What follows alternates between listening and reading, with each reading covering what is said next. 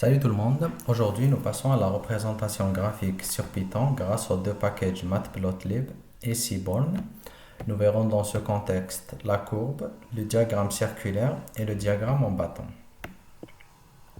En commençant par la courbe, nous créons tout d'abord une variable x qui reprend une série de données de moins 10 jusqu'à 10 par exemple. Alors, le NP renvoie au package NumPy et la fonction arrange permet de générer une série de données en mettant comme argument le chiffre de départ et le dernier chiffre plus 1. C'est-à-dire pour obtenir 10 à la fin, il faut mettre comme argument 11. Ensuite, la variable y qui est x puissance 3, c'est-à-dire la fonction cubique. Pour représenter x en abscisse et y en ordonnée, nous avons courbe égale le code plt.plot x en abscisse, y en ordonnée. Et nous visualisons la courbe. Nous obtenons donc une courbe représentant une fonction cubique. Pour ce qui est du diagramme circulaire pie chart, nous reprenons le premier tableau continents qui reprend le nombre de pays par continent. Avant de générer le graphe, il y a lieu de modifier le nom des colonnes et de créer une nouvelle variable labels qui fusionne les deux colonnes afin qu'elles soient utilisées comme étiquette de données dans le graphe. En premier lieu, rectifier le nom des colonnes. Alors, continents.colons égale, alors, le premier nom reste tel quel, continent, et la deuxième colonne, nombre de pays. Si nous visualisons à nouveau le tableau, nous verrons que le nom des colonnes a été modifié. Par la suite, nous créons une variable labels qui fusionne les deux. Alors, continents, labels,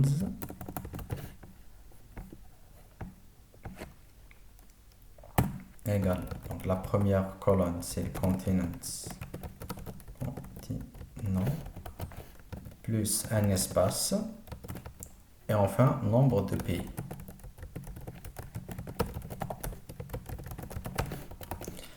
Alors, nous remarquons que la colonne nombre de pays est une colonne numérique et la première est une colonne texte. Donc là, il y a lieu de convertir la colonne pays en texte afin de pouvoir la fusionner avec la première.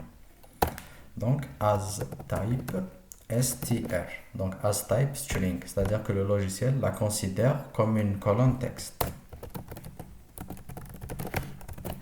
Et nous obtenons le tableau final qui reprend les deux colonnes dont le nom a été modifié et la troisième variable créée. Donc nous générons maintenant le diagramme circulaire. Nommons par exemple graphe égale plt.py, c'est-à-dire pie chart qui est le diagramme circulaire. Donc les données à représenter sont le nombre de pays. Et comme légende ou étiquette de données, la nouvelle variable labels. Donc c'est label égale continents labels.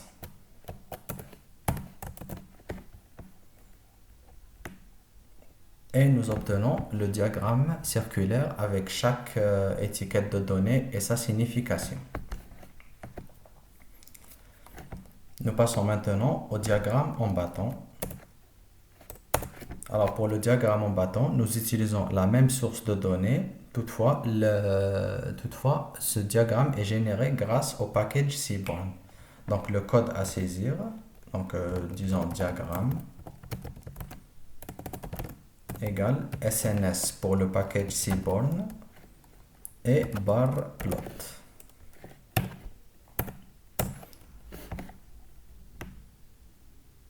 Alors, le tableau des données, c'est continents. Data égale continents. X égale labels. Ou seulement continent sans rajouter le chiffre. Y égale nombre de pays.